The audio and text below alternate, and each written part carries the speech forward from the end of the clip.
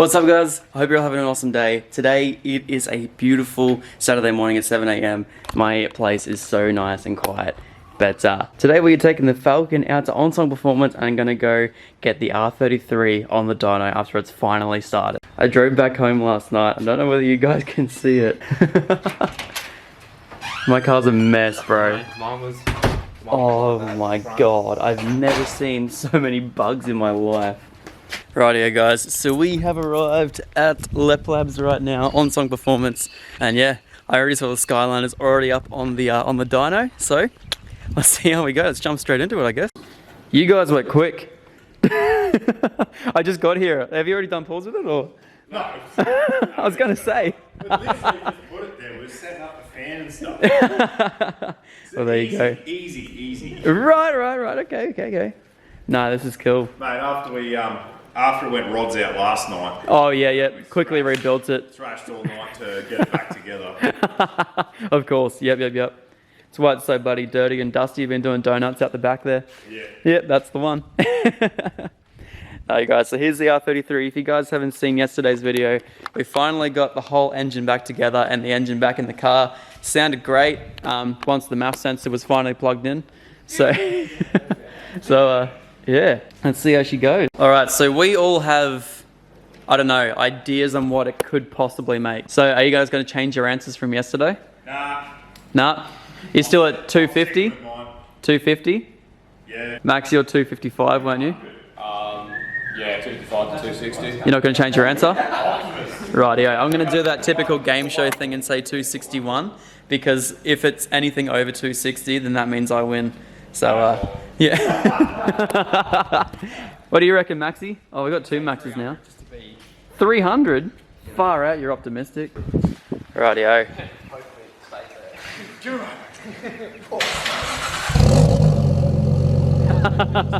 How much better is that? No more belt squeal?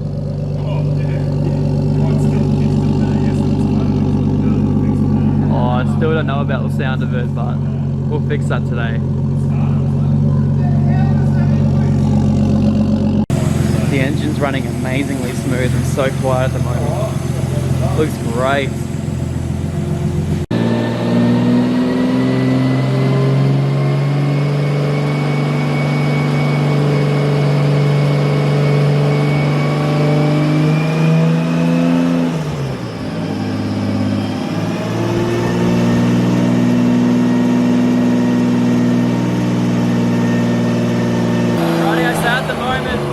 Basically just running it in, so that way just make sure that everything is performing just the way it should be. Obviously running in a new engine, these guys are doing it straight on the dyno, which is the best thing, so it's still crazy loud, so we are going to check the different exhaust on today. But it's holding oil pressure, vacuum looks great, about 5 count of boost, so yeah, it's actually looking really good at the moment. So we're just going to keep running it in and then we'll start getting into some power runs.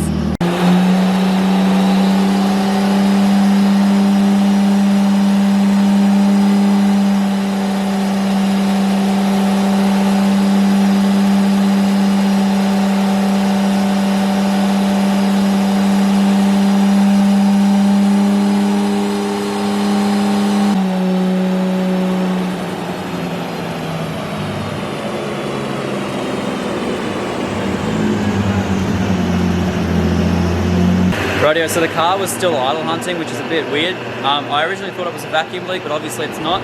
So luckily they had a spare MAF sensor lying around, so we just put a new MAF sensor in it.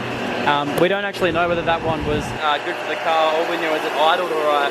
I actually got it from Jake when I was up north. Actually no, sorry, I got it from a Tucker garage. He just had a couple lying around. So yeah, we put a new MAF sensor in there. So hopefully the idle is a little bit nicer now. It's just dying now. So I'm guessing that MAF sensor wasn't great. Nah. All trial and error. MAF sensor didn't work, so the old one's back in. Try and find something different. So definitely wanted this MAF sensor. Rightio, so where it was hunting around now, basically what we did, we tried to change around this the throttle position sensor right there, but that wasn't working. So we ended up sort of tightening up this little bolt here. And what that does is that holds it at a certain angle, so that way the throttle body's always open, and that way it will hold idle. So it's not ideal. I mean, it is ideal, that's why it's there, but yeah. Cool, man. And speedo works. Yes. Which is awesome. We got that sorted. Works, it's just not right. Just about 20 k's out at 60. Well, I don't know, you must have a pretty, yeah, your diff, like, we're doing 4,000 RPM and 4th at 100.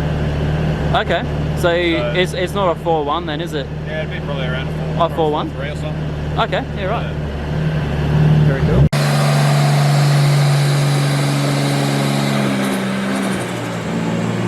Turbo sounds great.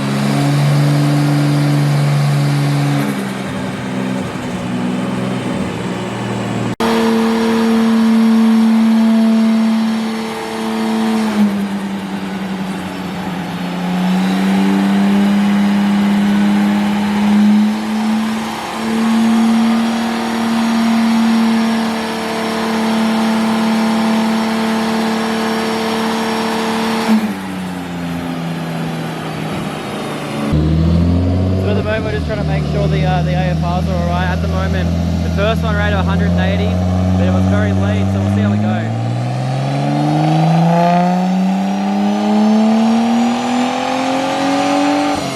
That was a good one. That was fine. That one was good. So this one right here was the original one. It was fine until about 4,500, then it started to lean out. This one here was fine. So weird. Oh, right. I wanted full throttle. Yeah, right. What was that? Oh, you went full throttle? Yeah, I wanted to see where it was running. Yeah, right. Just got a full throttle. It's quite healthier. Yeah, definitely. It's making a lot more boost. I don't Yeah. understand. Yeah, it's making fucking an extra 3 PSI. Yeah, I wanted to go all the way to nearly 10. I know it's like a big solenoid as well. Something like that. Got some weird fucking solenoid control. Yeah, right. Right, yeah, we'll try another one.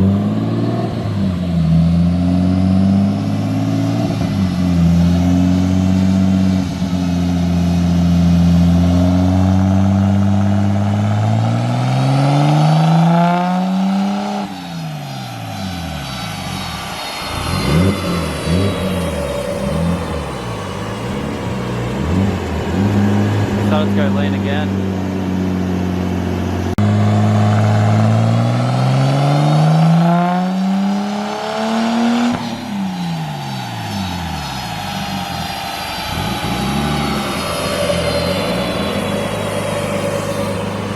And that one there did too. So weird.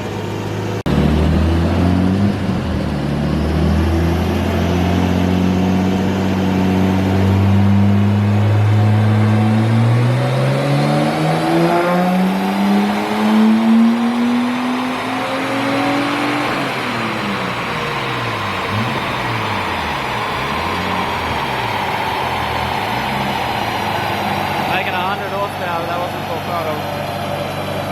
That was running rich. So weird. Alright, what's going on, guys? Max here, not Zach. So we're having... Not the other Max either. Not the other Max. This Max. Anyway, we are having some problems with the old, this thing. Pretty lucky that we have the dyno, we ran it up. So what we're finding is that the thing is way too lean. Like we're looking at sort of 14 plus AFRs under full load, which is not cool. It probably is what damaged the thing in the first place. So yeah, lucky we have this dyno, otherwise we probably would have sent Zach on his merry way and put it all back together, and he would have been back tomorrow because he would have been doing pulls on the street at full load at 14 AFR. So we're looking at probably a faulty AFM. The unfortunate thing is that the R33 ECUs, you cannot get into them, you cannot pull any data from them. There's nothing that we can actually do to test or see what the hell's going on through the ECU. But we did clean the AFM. I've tried, I have a spare one, which Zach tried, but it didn't like it. So we cleaned the one that was on it, and it did do a little better, which is pointing me in the direction that it is probably a faulty AFM. The other thing it could be is it could be running out of fuel pump, or it could be something to do with the fuel pressure regulator because it's just got stock regulator in it. So we have fitted just a cheap adjustable fuel pressure reg that has a gauge in it, so that on the next run we can actually just keep an eye on the fuel pressure, make sure it's not dropping. If it's dropping, it's sort of pointing towards the fact that it's probably running out of pump, or it could be doing something else weird with the stock fuel pressure reg. So that's what we're looking at the moment. We're trying to track down another AFM that we know is working so that we can test that as well. But unfortunately, we're having a bit of trouble finding one on a Saturday, someone who's got one around here. So we're just working at what we can, what we do know, to try and get to the bottom of this issue is why it's running so lean. But unfortunately, Zach just needs to get a better ECU. Yeah, actually. Yeah. So I've been looking around on Facebook Marketplace and just trying to message a lot of people, just saying, hey, can we get one possibly today? I don't think it's going to happen. So no, even then, if you don't get a plug and play, you got to make a loom. Which well, that's exactly right, and that's just a long ass process. But anyway, we're working on it. I'll hand you back over to Zach. Oh, thanks. I don't know what to say, but yeah, that's broken. So don't buy that. Subscribe. The motor's okay. The motor's okay. Yeah, the motor's fine. Yeah. So It's just that thing that Nissan, we'll keep working on it. you know. We'll get it sorted. You know what you're doing. What? So do you. Okay, cool. We're in the right hands. Today wasn't a major success. We ended up having, it was almost like the coolant was cultivating something or other. Could be an airlock in the system. Basically, we did a leak down test. And what would you say that pressure was in the leak down test? It was 30% loss. 30% loss. Yeah, which is average, which is good. Really good, yeah, that's awesome. So yes, no issues with the head gasket. So we'd have to pull the head off, which is awesome. Don't have to worry about that. Oil pressure is still great. And the only thing is that we're just having an issue with is the fact that we are getting small little tiny air bubbles that are still coming out of that. So what we do have this right here, which is basically some seal type. What that's going to do, you put it in while it's hot, you run the engine, and that way it sort of seals up any tiny little gaps. Because the issue, I don't know whether we spoke about it just before, the only issue that we couldn't sort of run it up today was because the O2 sensor on the exhaust side of the dyno, is that what you call it? The O2 sensor on the thing? The 33 killed the O2 sensor. Yeah, the 33 killed the O2 sensor. Spat a heap of water all over it. Yeah. We, at the moment, cannot find any way possible of how the coolant or water is getting into the exhaust, unless it's leaking in through the intake side, going into the exhaust, and what's that word? The C word? The C word?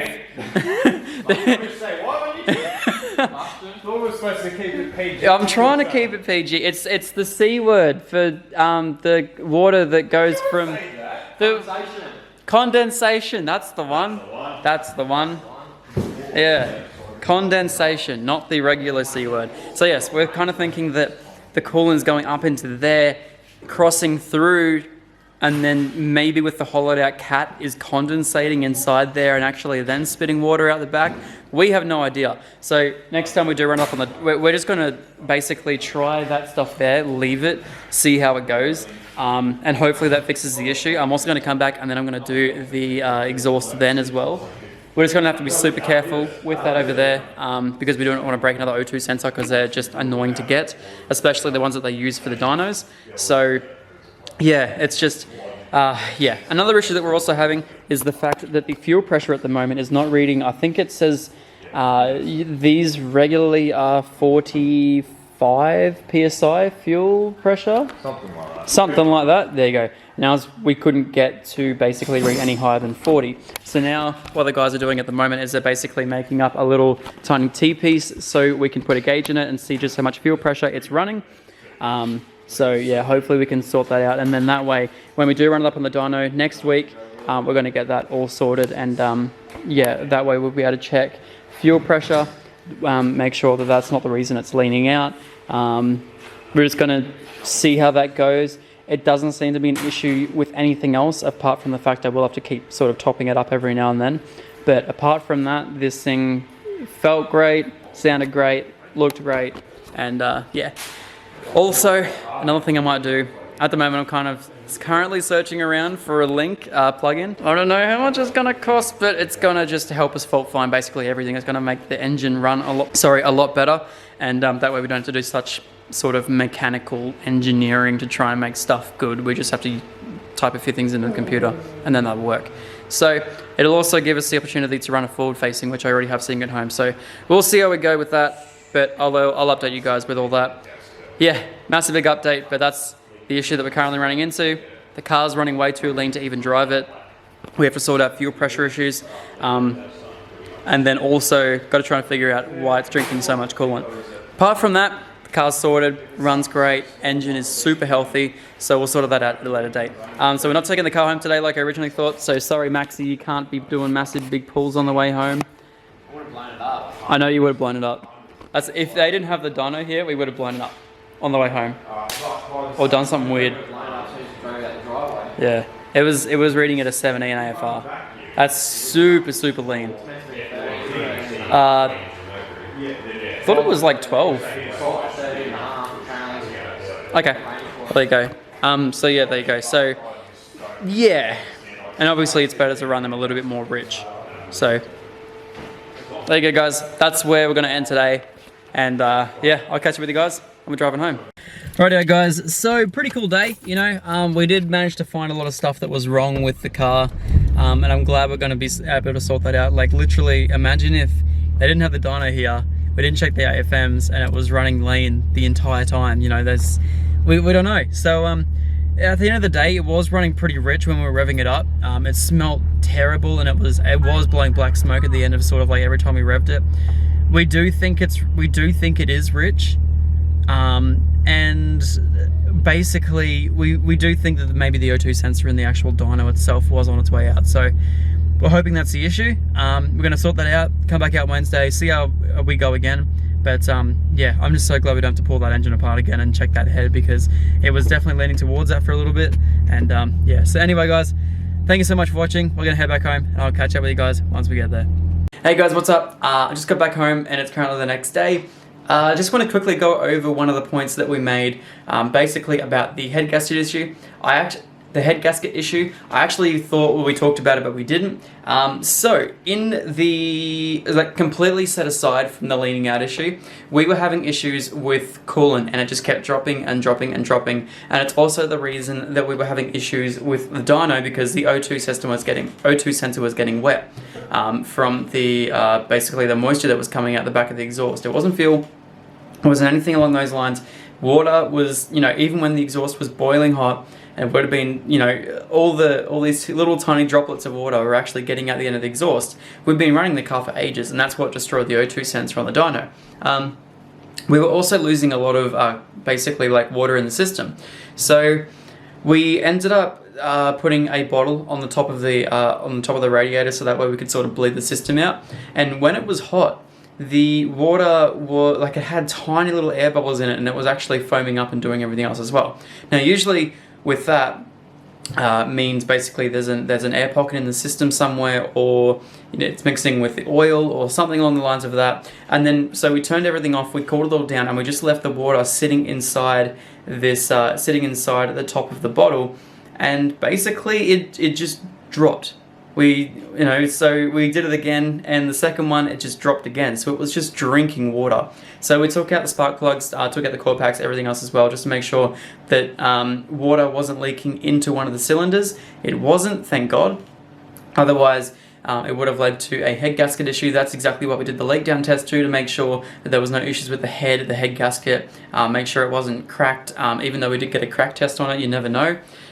So yes, luckily that cultivation in that water or anything did not point to anything wrong with the engine build that we did. At the moment, the only conclusion that we can come to, like the other reason it could have possibly got in there was the turbo, but with the Series 2 turbos, the coolant line is actually embedded inside the casing of the turbo. Like I believe that's what Max said when we were there. So it couldn't have got out through the turbo, wasn't a cracked turbo, so it's not that. The only way that the water could possibly have got through was if it went into the intake manifold, crossed through, basically in a form of steam in a way, because it would have got that hot inside the cylinders that it literally would have turned to steam, and then gone into the cat and the exhaust, and the way that we were sort of turning it off and turning it back on would have just kept basically that word from before, the C word, I don't know why, it's just mental mind blank. Oh god damn, I can't remember it. I honestly can't remember this word. Why is it so, oh my god. I have to look back through my footage. Hey Sarah, what's that word when water turns from a gas to a liquid? Starts with a C? Condensation. Condensation. That's the one. There you go. So Sarah helped me out. So yes, we don't know whether that was the issue, like literally the gas, the steam was getting into the exhaust and then condensating on a cold exhaust and then going out into a liquid form. It's the only way that it could possibly be doing that. Also the fact that the bubbles were going outwards would lead to the fact that there was pressure going into the water lines, but there wasn't. And that theory of it going into the intake would be a vacuum, which means it'd be sucking. So we don't know exactly where that water's going, which is an issue that we have to fix. Well, it's not a massive issue now because it stopped drinking coolant and it actually stopped at the end of the day. So we are going to run that, basically that little gap filler in and fix all that up. But yeah, we don't know where that issue is. So we'll try and find it as good as we can, but luckily it's nothing to do with the engine. It's not going to hydrolock it, it's not going to do anything crazy. So that's what we've come to right now. So yeah, we'll see how we go. Anyway guys, thank you so much for watching the video. If you did like it, please leave a like, and yeah, we're going to be heading back out there on Wednesday to go back on the dyno, get this car sorted. Anyway guys, I'll see you all in the next one. Peace out.